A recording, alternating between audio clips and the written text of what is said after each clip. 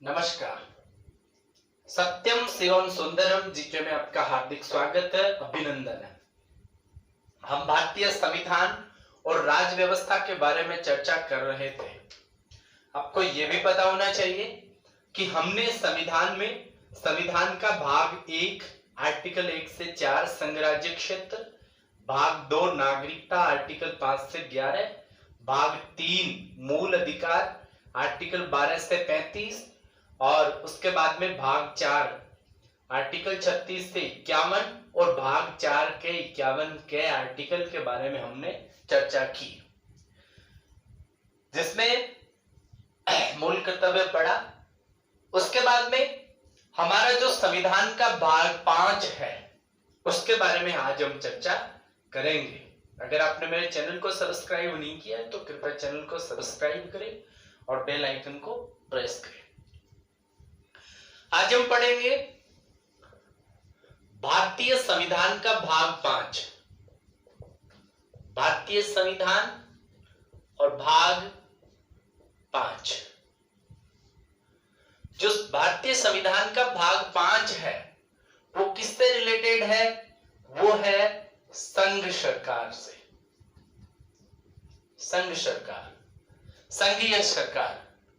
और ये जो भाग है, जैसे कि आपको पता है, इसमें आर्टिकल हमने पहले भाग में 1 से 4, दूसरे में 5 से 11, तीसरे में 12 से 35, चौथे में हमने 36 से 51 और 51 के हमने चौथे के में पढ़ा। उसके बाद में आर्टिकल 52 और आर्टिकल 52 से लेकर के आर्टिकल 151, ये अनुच्छेद 52 से 151 संविधान का भाग 5 जो किससे संबंधित है? संघ सरकार से संबंधित है। आपको पहले ये सारी चीजें पढ़ने से पहले भारतीय संविधान के भाग 5 के बारे में पता होना चाहिए कि भारतीय संविधान के भाग 5 में क्या है, क्या क्या चीजें हैं, उनके बारे में आपको पता होना चाहिए। तो आइए चर्चा करते हैं क्या है। तो इसमें भाग 5 में संघ सरकार है। आपको ये पता है कि सरकार के 3 अंग होते हैं।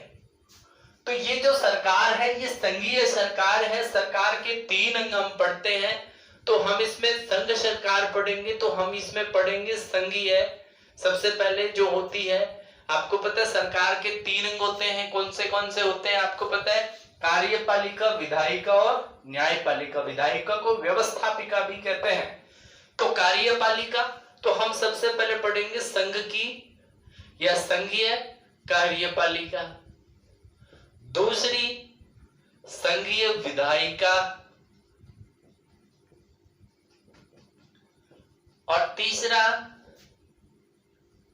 संघीय न्यायपालिका। तो ये जो है संघ सरकार, ये जो संविधान का भाग 5 है इसमें हम 3 पढ़ेंगे चीजें, क्योंकि ये संघ सरकार है। सरकार के 3 अंग होते हैं, संघीय कार्यपालिका, संघीय विधायिका और संघीय न्यायपालिका। इसमें न्यायपालिका, आपको यह भी पता होना चाहिए कि ये जो संविधान का भाग 5 है इसमें ये 3 चीजें हैं, संघीय कार्यपालिका, संघीय विधायिका और संघीय न्यायपालिका। तो ये जो पूरा का पूरा जो विवरण है, आपको पता है सरकार के जो 3 अंग हैं, यानी ये संघ सरकार है, केंद्रीय सरकार है, सरकार के 3 अंग हम पढ़ते हैं। तो इसमें पूरे के पूरे ये जो तीनों चीज है ये अलग अलग चैप्टर में है। इसमें कुल 5 अध्याय हैं, 5 अध्याय या चैप्टर है। 5 अध्याय या 5 चैप्टर। इसमें हम पढ़ते हैं सबसे पहले अध्याय 1, फिर अध्याय 2, फिर अध्याय 3, फिर अध्याय 4 और अध्याय 5। ये आपको पता होना चाहिए कि ये जो भारत का संविधान का भाग 5 है इसमें संघ सरकार है, अनुच्छेद 52 से 51 है, सरकार, केंद्रीय सरकार, संघ सरकार, सरकार के 3 अंग होते हैं। तो ये तीनों के बारे में चर्चा की गई है। 5 अध्याय हैं। पहला जो अध्याय है इसमें संघीय कार्यपालिका के बारे में जिक्र किया गया है। और ये संघीय कार्यपालिका है, ये आपका आर्टिकल 52 से लेकर के, और ये ध्यान रखने की बात है कि ये आर्टिकल 78 तक है, 52 से 78। उसके बाद में ये जो है भाग 2, वो है संघीय व्यवस्थापिका या विधायिका, संघीय विधायिका। और ये संघीय विधायिका है, ये आर्टिकल 79 से लेकर के और 122 तक। इसमें संघीय विधायिका के अंतर्गत संसद आती है, संघीय विधायिका अर्थात संसद। उसके बाद में आर्टिकल 122 के बाद अध्याय 3 शुरू होता है, और ये जो है ये है राष्ट्रपति की विधायी शक्ति। ये राष्ट्रपति की विधायी शक्ति है, ये है आर्टिकल 123 में, अध्याय 3 में। उसके बाद में अध्याय 4 जो है, अध्याय 4 जो है उसमें है संघीय न्यायपालिका, संघीय न्यायपालिका। और संघीय जो न्यायपालिका है ये आर्टिकल 124 से आर्टिकल 147 के बीच में है। उसके बाद में अध्याय 5 जो है, इसमें एक और महत्वपूर्ण व्यक्ति आता है, वो आता है नियंत्रक और महालेखा परीक्षक। इसको कहा जाता है CAG, केग। ठीक है, आगे लिखेंगे। ये आता है आर्टिकल 148 से 151 तक, CAG, केग। ये पहले आपको संविधान के भाग 5 की पूरी रूपरेखा पता होनी चाहिए, उसके बाद में हम पूरा विस्तार से इसके बारे में चर्चा करेंगे। तो ये हमारा संविधान का भाग 5 है, और इसमें हमारे संविधान के भाग 5 में संघ सरकार 52 से 151 तक के आर्टिकल है, संघीय कार्यपालिका, संघीय विधायिका और संघीय न्यायपालिका। हमने चर्चा की कि कार्यपालिका, विधायिका, व्यवस्थापिका अर्थात और तीसरी न्यायपालिका, ये सरकार के 3 अंग हैं। आप इसमें देखेंगे संघीय कार्यपालिका, संघीय विधायिका और संघीय न्यायपालिका। ये है अध्याय 3, ये भी विधायिका ही है। राष्ट्रपति की विधायी शक्ति हम आगे राष्ट्रपति में पढ़ेंगे, अध्यादेश जारी करने की शक्ति। और ये नियंत्रक और महालेखा जो परीक्षक है, ये भी कार्यपालिका का ही जो भाग है ये होता है।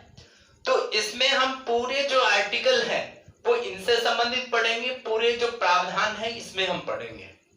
अब इसमें अगर हम बात करें अध्याय 1 के बारे में, थोड़ा सा विशेष ध्यान रखना है कि संघीय जो कार्यपालिका है, संघीय कार्यपालिका, इस संघीय कार्यपालिका में कौन कौन लोग शामिल हैं।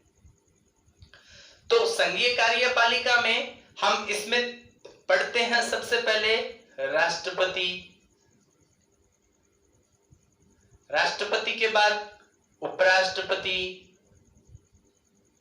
उपराष्ट्रपति के बाद हम पढ़ते हैं उसके बाद में संसद,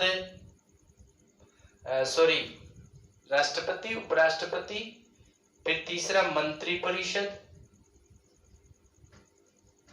और फिर हम पढ़ते हैं प्रधानमंत्री,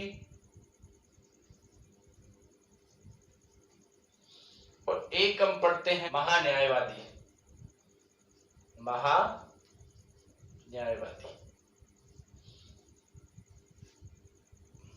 ठीक है।